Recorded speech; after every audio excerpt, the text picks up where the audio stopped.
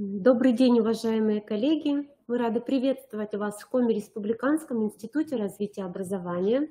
Сегодня мы с вами рассмотрим методические рекомендации по организации цикла внеурочных занятий, разговоры о важном при реализации адаптированных основных общеобразовательных программ.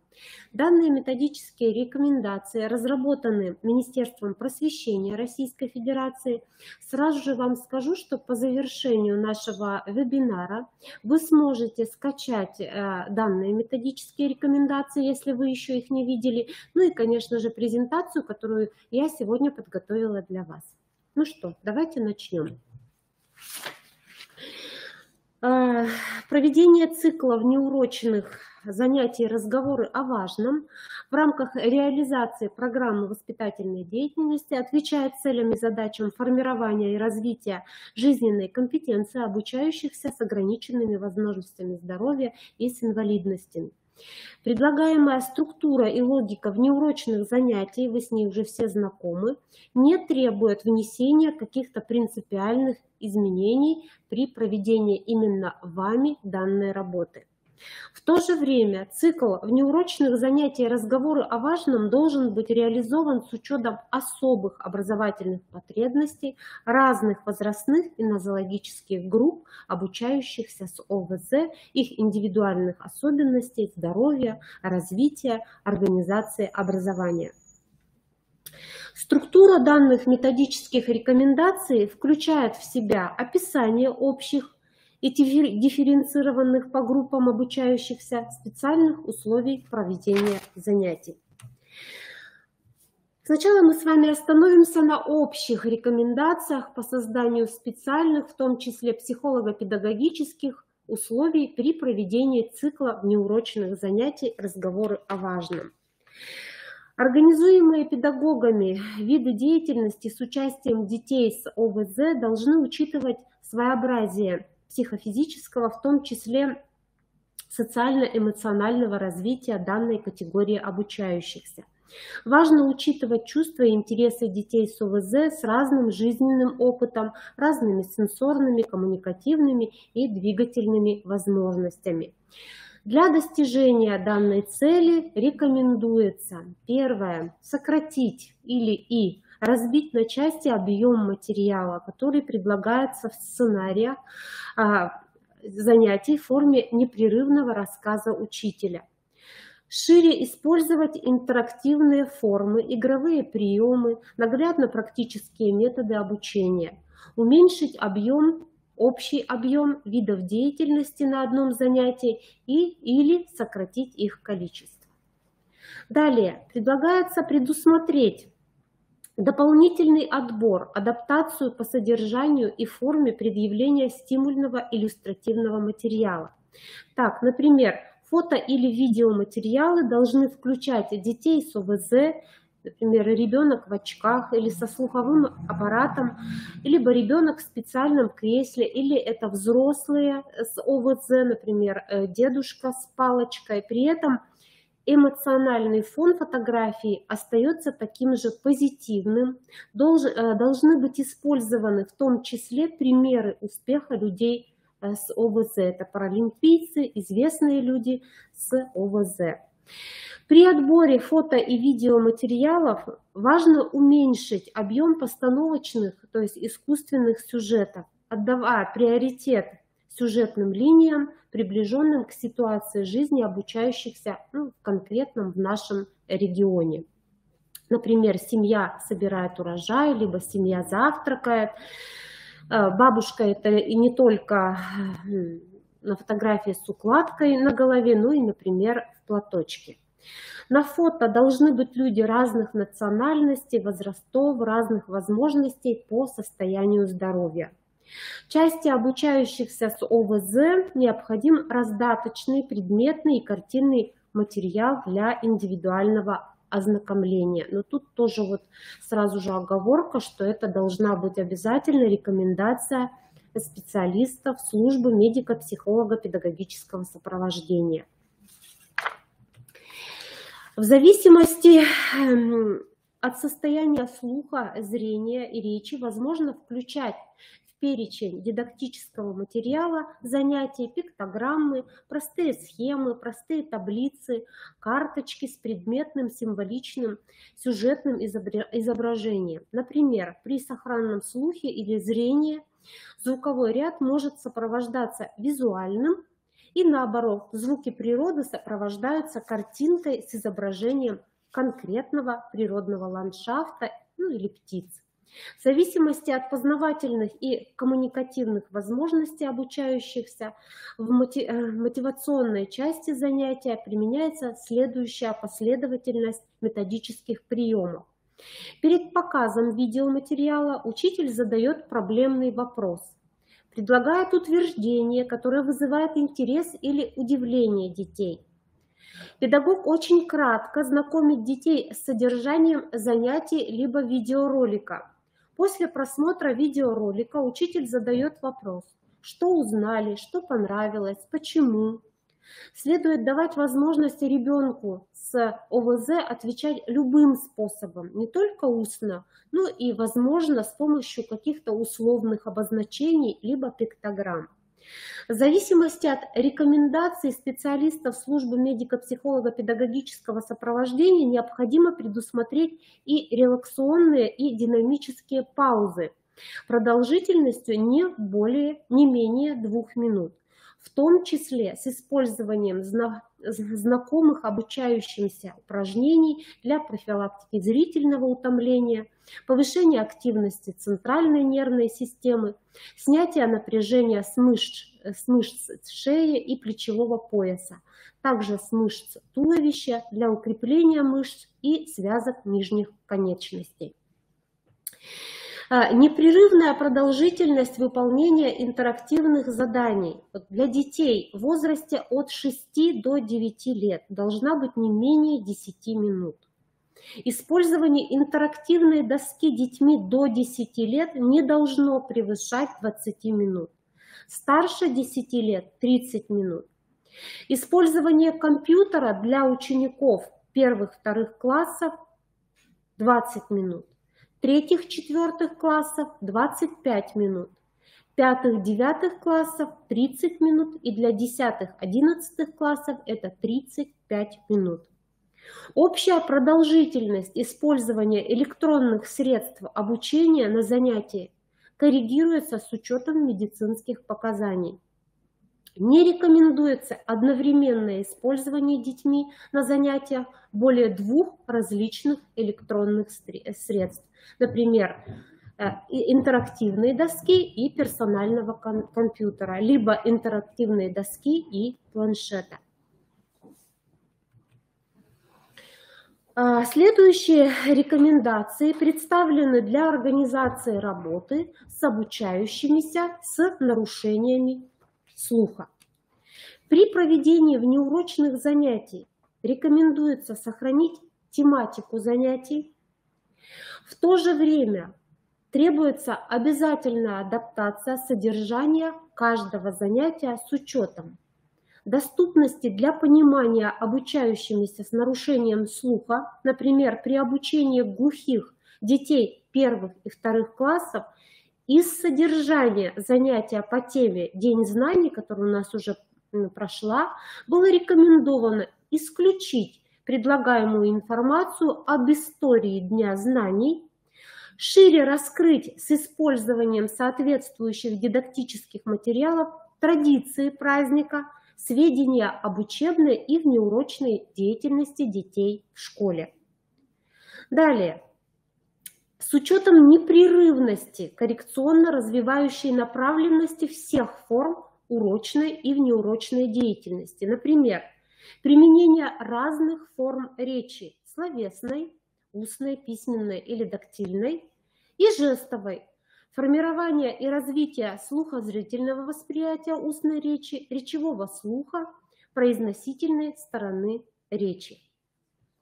С учетом отбора доступного для использования обучающимися речевого материала с учетом особенностей их речевого развития, например, замена стихотворных текстов на прозаические.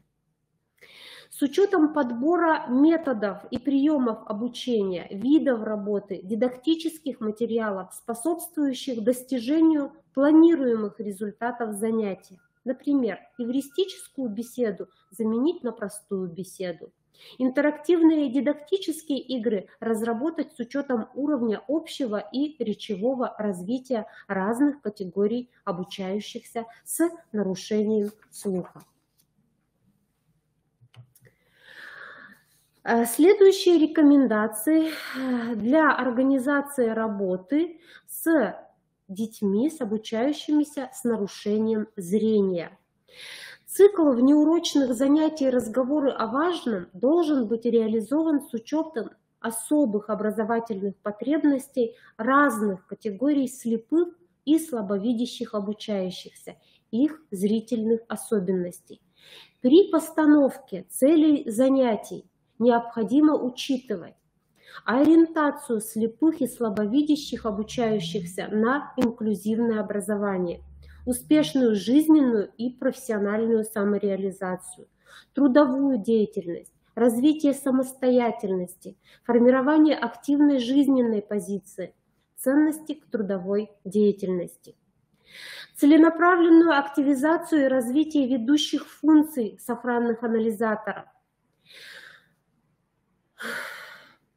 компенсаторные функции познавательных процессов, ощущения, восприятие, внимание, память, мышление, речь, воображение и повышение их роли в осмыслении картины мира. Умения и навыки взаимодействия с предметным миром и его познания, целенаправленное обучение выполнению предметно-практических действий. И также использование современных тифлотехнических средств, расширяющих адаптационный потенциал слепых обучающихся, обеспечивающих повышение их самостоятельности в различных видах деятельности и улучшающих качество взаимодействия с предметным миром. Значит, какие же тут предлагаются формы проведения занятий? Это занятие беседа, это занятие обсуждения, занятие рассуждения, литературная и музыкальная гостиные. При подготовке цикла внеурочных занятий «Разговоры о важном» для обучающихся с нарушениями зрения необходимо использовать разные формы представления материалов. Это издание рельефно-точечным шрифтом Брайля.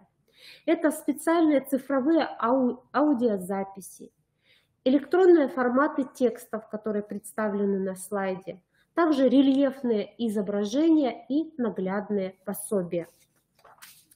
При показе видеоматериалов, представленных в цикле внеурочных занятий «Разговоры о важном», обязательно необходимо включать тифлокомментирование, то есть устное либо письменное.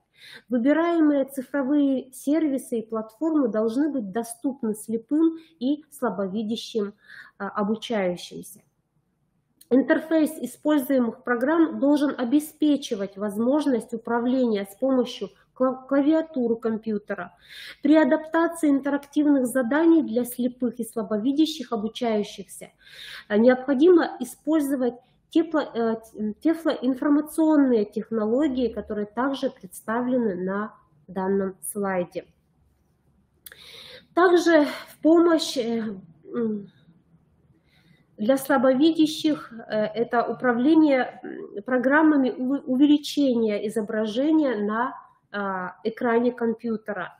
Используемые графические объекты должны иметь подписи и сопровождаться подробными текстовыми комментариями.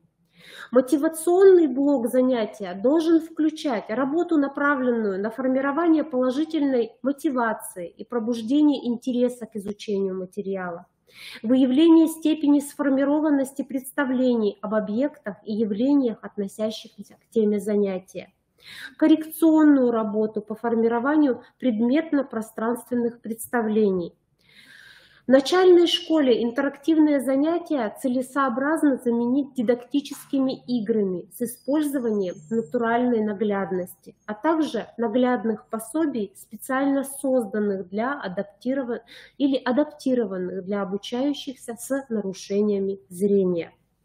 При отборе дидактических игр, в том числе загадок, необходимо руководствоваться степенью сформированности у обучающихся предметно-пространственных представлений и компенсаторных навыков. Например, вопрос, чем вертолет похож на стрекозу, или описательная загадка о подводной лодке может вызвать у детей затруднения.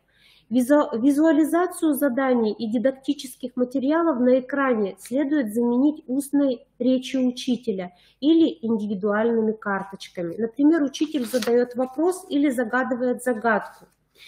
При правильном ответе обучающегося запускается аудиофайл с подробным описанием визуальных и прочих характеристик объекта, истории его возникновения, способов применения в жизни человека. При групповой работе с текстом материалы предоставляются индивидуально каждому обучающемуся в доступном формате.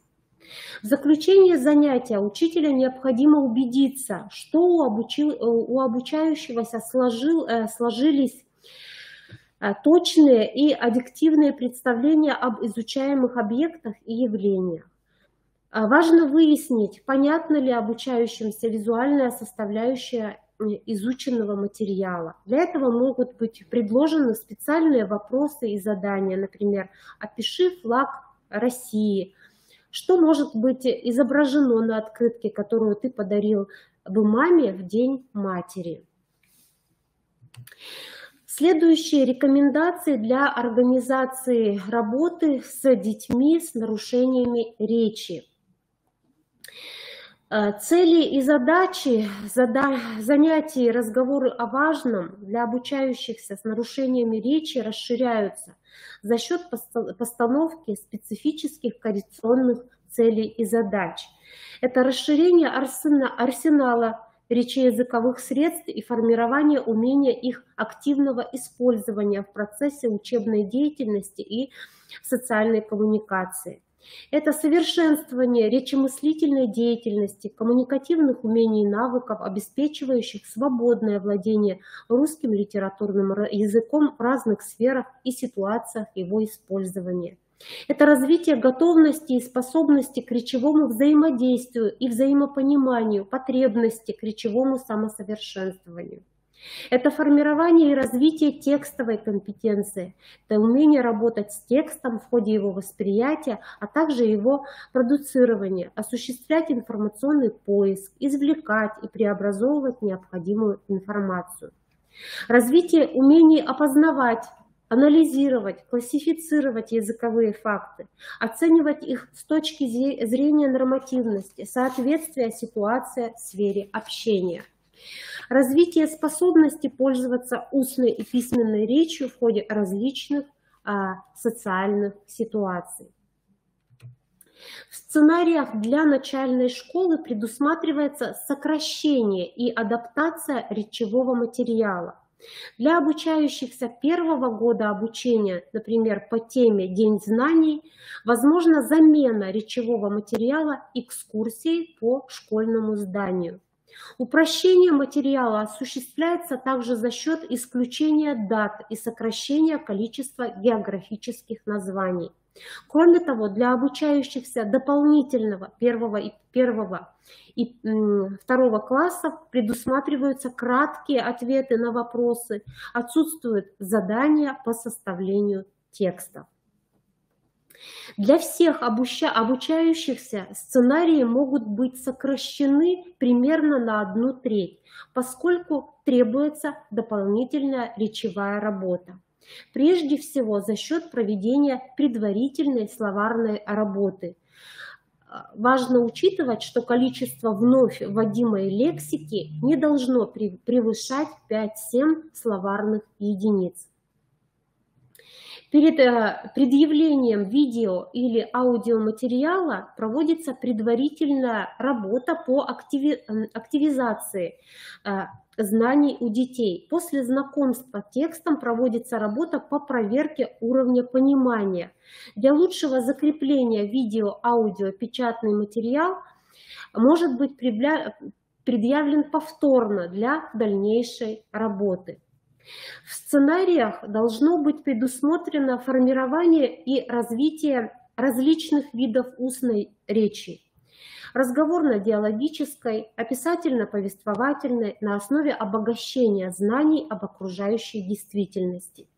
Мотивационный блок занятия в начальной школе может включать игровые виды работы. В основной школе это проблемные вопросы. Какие формы занятий предлагаются в данных методических рекомендациях?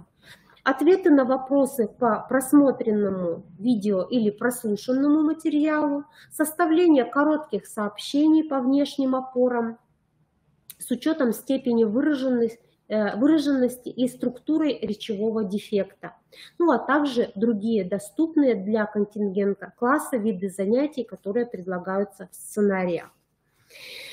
Подбираемый речевой материал следует максимально соотнести с программой коррекционной работы для конкретных обучающихся и адаптировать его с учетом необходимости закрепления продуктивных и непродуктивных способов словоизвинения и словообразования, связи слов, предложений и употребления различных синтаксических конструкций предложений. При планировании на занятия работы с текстом следует обеспечить понимание содержания текстового материала. С этой целью могут быть использованы такие виды работ, как умение выделять части текста, составлять план текста, сокращать текст, восстанавливать текст по опорным словам, нахождение в тексте предложений, которые являются ответами на вопросы, поставленные к тексту учителем или другими учащимися, свободные ответы по прочитанному, ответы на вопросы к подтексту, составление читающим вопросом к тексту или отдельным его частям, объяснение значения отдельных слов и выражений. Тексты, предъявляемые детям в младшем школьном и подростковом возрасте, не должны быть насыщены переносными значениями, подтекстом. Конечно же, предварять работу с текстом должна беседа. В начальной школе в качестве наглядности при работе с текстом используются сюжетные картины, серии сюжетных картин. В средней школе количество наглядности минимизируется, и она становится более абстрактной. Это схемы, это модели, это графики. Прямой пересказ текста может быть заменен заданиями, связанными с реконструкцией текста. То есть это восстановление хронологической последовательности текста путем разделения его на относительно законченные в смысловом отношении отрезки. Работа с деформированным текстом, то есть восстановление логической последовательности в изложении содержания. В первых классах детям может быть предложен облегченный вариант задания, при котором предлагается устный план, помогающий группировать предложения вокруг соответствующего пункта плана. В случае использования чтения на занятиях следует использовать небольшие по объему тексты, отражающие динамику событий, поскольку наличие логической цепочки облегчает понимание читаемого, содержат отрабатываемые оппозиционные буквы и слоги, а также слова различной слоговой структуры. Что еще необходимо включить в содержание?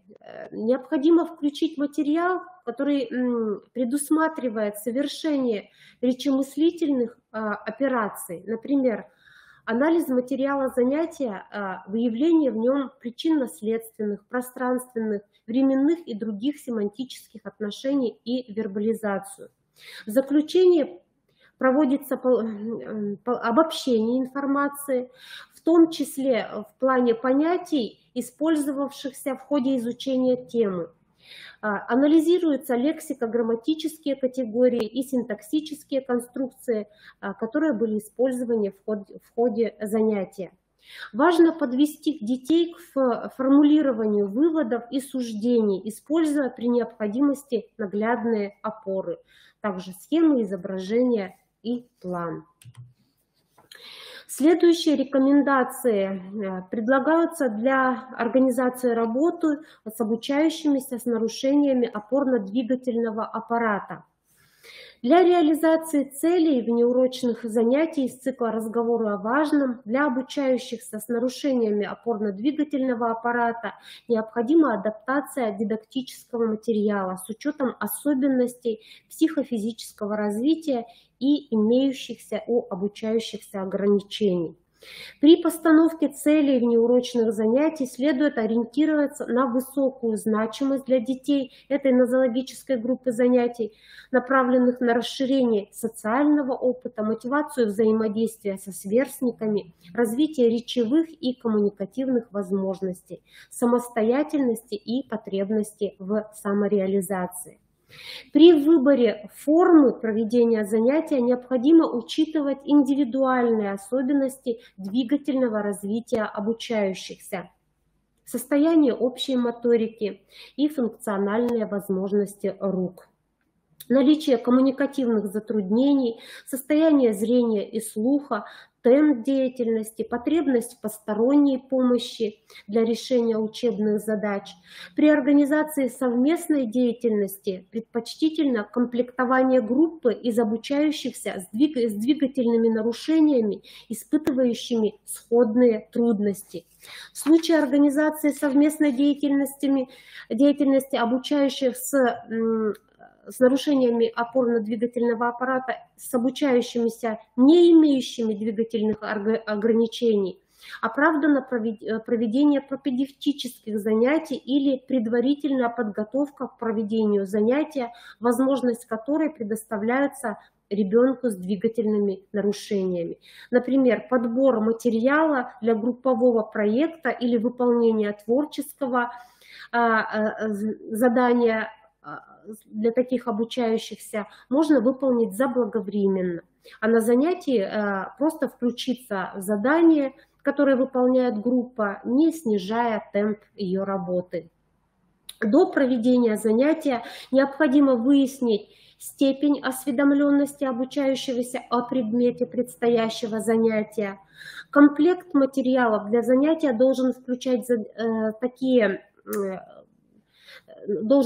задания, инструкции, текстовый материал, видеоматериал, которые понятны именно такому ребенку. Выполнение заданий должно осуществляться в удобной и безопасной для ребенка среде.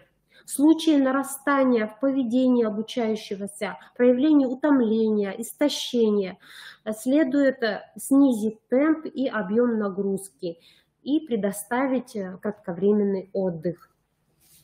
При подведении итогов занятия младшим школьникам может понадобиться помощь при формулировании собственного отношения к новой, полученной на занятии информации, ответов на вопросы и выводов, поэтому желательно не использовать вопросы, усложняющие ответ, например, кто и где впервые, как и почему ты относишься. Их следует разбить на несколько вопросов, что облегчит ответ ребенку с двигательными и речедвигательными нарушениями.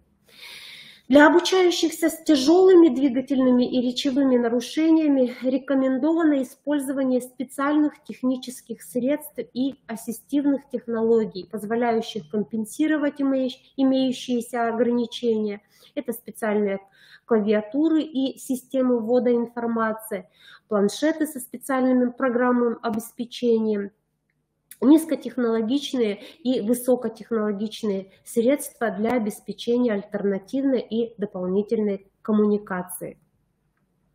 Такой подход позволяет обеспечить оптимальную включенность обучающихся с нарушением опорно-двигательного аппарата в учебную деятельность класса.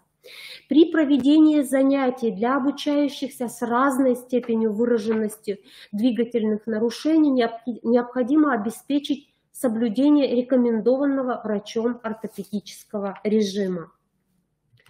Следующие рекомендации для организации работы с детьми с задержкой психического развития.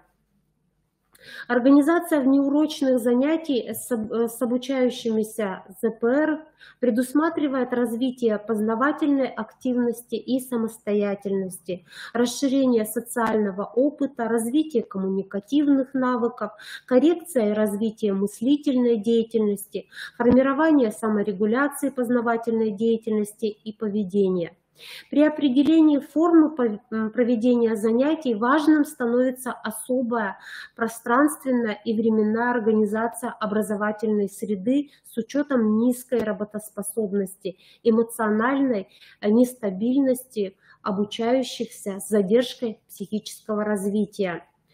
Тут необходимо уделять больше внимания практико-деятельной основе проведения занятий, использовать игровые формы, наглядность, предметно-практическую деятельность. Полезными будут формы, повышающие мотивацию детей, например, введение игрового персонажа, от лица которого ставится дидактическая задача, элементы неожиданности, либо приглашение гостей. При подготовке материалов к занятию следует учитывать особенности психофизического развития конкретной группы детей с ЗПР. При показе видео или презентационного материала в виде слайдов видео не должно быть монотонным, длительным, перегруженным информацией. Презентация также не должна быть перегружена текстом, фотографиями. Иллюстрации должны быть крупными и четкими. Также следует использовать дополнительный дидактический материал, опорные схемы, алгоритмы учебных действий. Полезно включать задания, активизирующие применение само- и взаимоконтроля, групповые формы работы. Задания и формы работы должны быть ориентированы на расширение сферы жизненной компетенции ребенка. Требуется обобщение информации, полученной на занятии. Важна обратная связь, что узнал нового, что было самым интересным, как полученные знания могут пригодиться в жизни. Педагог должен убедиться, что материал был правильно воспринят. При формулировании выводов и суждений детям требуется помощь. И, конечно, при подведении итогов возможны различные формы поощрения за достижения. Это жетоны, фишки. При проведении занятий педагог должен отслеживать ухудшение психоэмоционального состояния обучающегося, выражающее в общей дезорганизации деятельности и поведения. Следует придерживаться психогигиенических требований к организации активности детей на занятии и чередовать нагрузку с отдыхом и динамические паузы.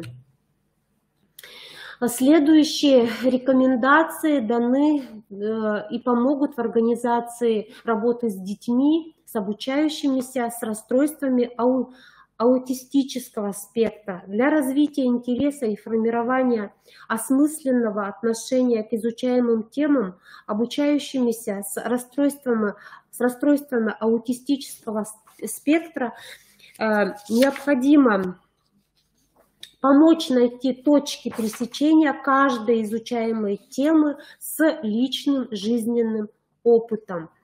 Учитывая высокую чувствительность и ранимость таких учащихся, при организации индивидуальных и командных заданий, предполагающих соревновательный компонент, необходимо, чтобы каждый ученик или команда получил поощрение за определенное достижение.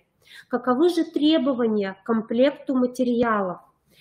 Значит, первое. Количество и уровень сложности заданий в рамках каждой темы должны определяться в соответствии с возможностями учащихся. Второе. Обращение к личному жизненному опыту учащихся по формированию интереса к изучаемой теме. Необходимо обращение к их позитивному личному опыту, что обеспечит осмысленность восприятия информации.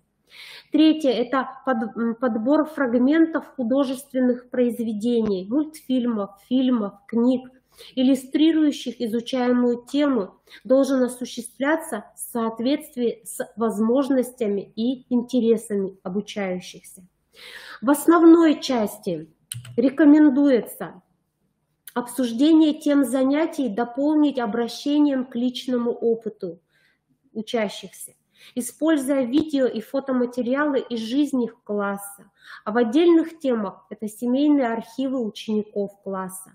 Например, при изучении темы «Наша страна Россия» полезно использовать заранее подготовленные фотографии самих учеников класса в разных уголках России, фотографии учащихся на фоне культурных достопримечательностей России. Второе. Учитывать актуальные интересы обучающихся. Так, эффективность усвоения информации напрямую зависит от подбора иллюстративного материала. К теме «Мечтаю летать» можно подобрать соответствующие фрагменты из знакомых детям мультипликационных фильмов. В рамках каждой темы отмечать позитивные достижения каждого ученика класса. Например, в рамках темы «День знаний» рассказать о достижениях каждого ученика в учебной и внеурочной деятельности. Создавать психологически комфортную, спокойную обстановку с использованием адекватных средств стимуляции интеллектуальной и речевой активности таких обучающихся при эмоциональной поддержке педагога. При организации заключительной беседы с учащимися необходима поддержка и дополнительное стимулирование, а также помощь при формировании собственного высказывания по изучаемой теме. Например, школьнику, сразу испытывающему значительные речевые трудности, можно предложить закончить фразу, начатую учителем. Следующие рекомендации для организации работы с детьми, с обучающимися с умственной отсталостью, а именно с интеллектуальными нарушениями.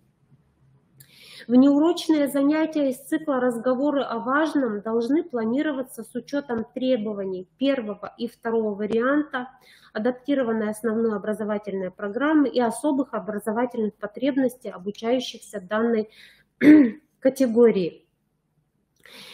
Материал должен быть сокращен и адаптирован в соответствии с ВГОС, то есть к планируемым результатам личностным и предметным, к содержательной части, доступность тематики, вариативность в соответствии с индивидуальными особенностями и жизненным опытом каждого ученика, День матери, День отца, уместность использования некоторых материалов, например, таких как платформа «Россия – страна возможностей», направленность на решение коррекционных задач, активизация познавательного интереса, фиксация внимания, усвоение новых знаний, закрепление в личном практическом опыте.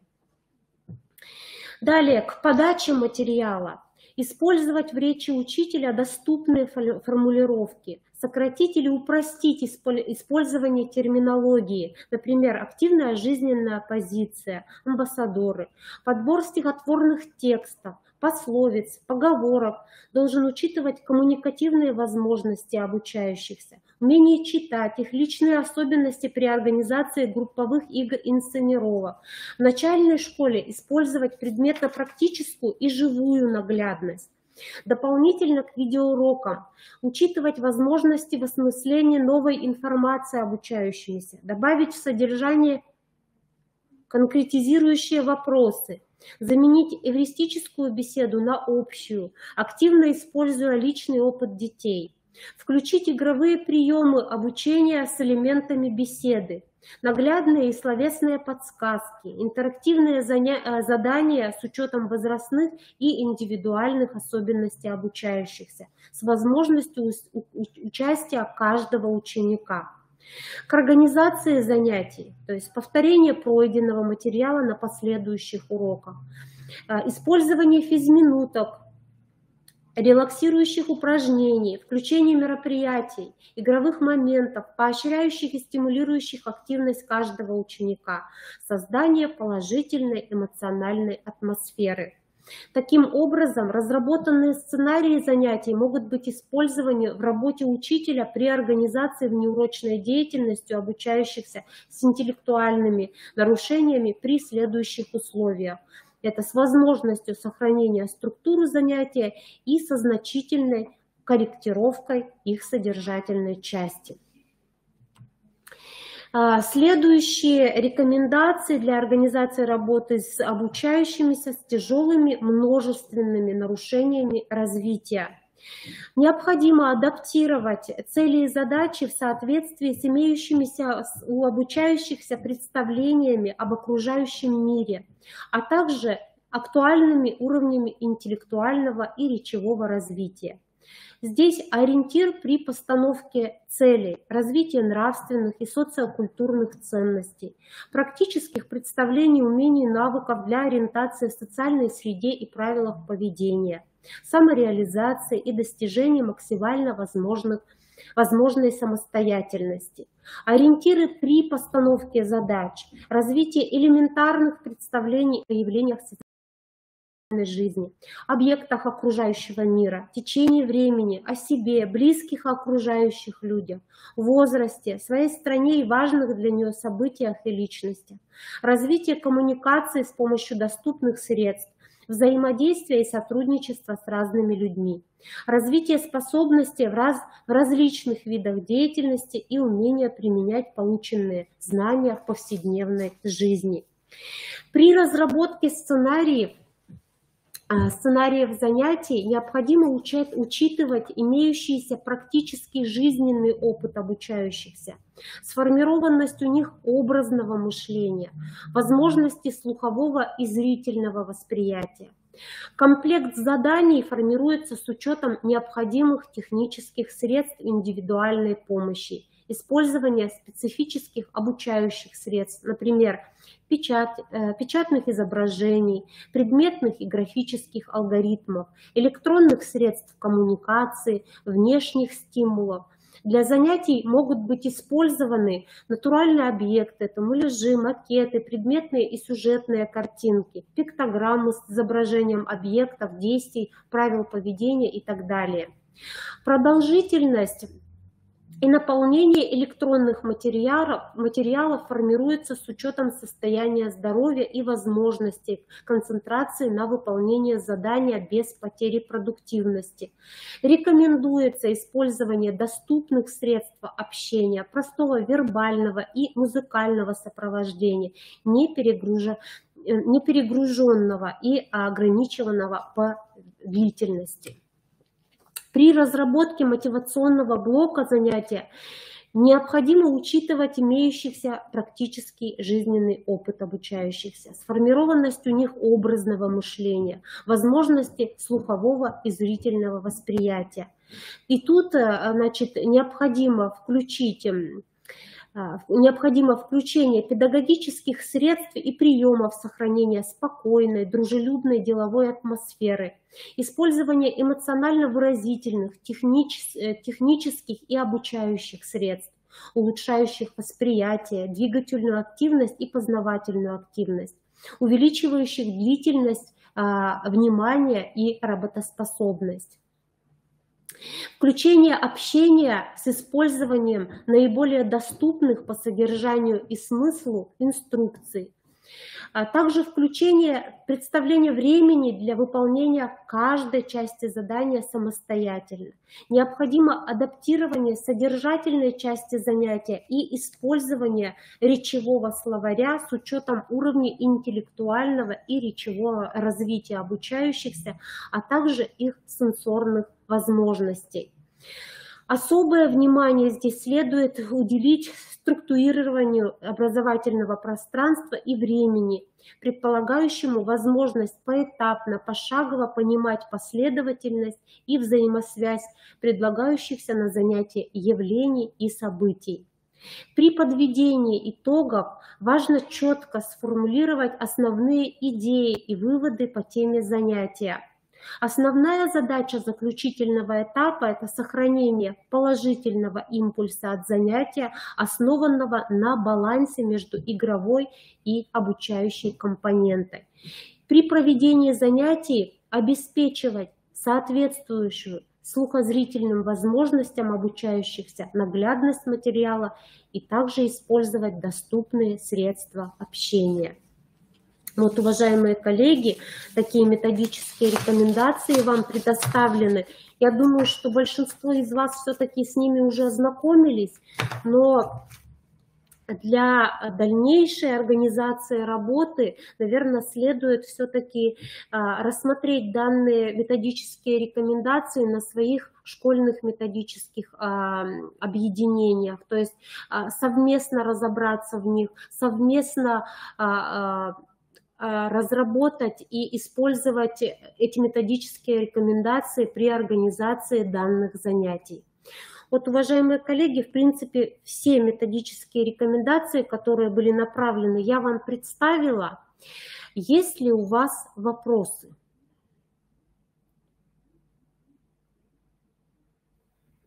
Все ли вам понятно в этих методических рекомендациях или еще остались какие-то вопросы?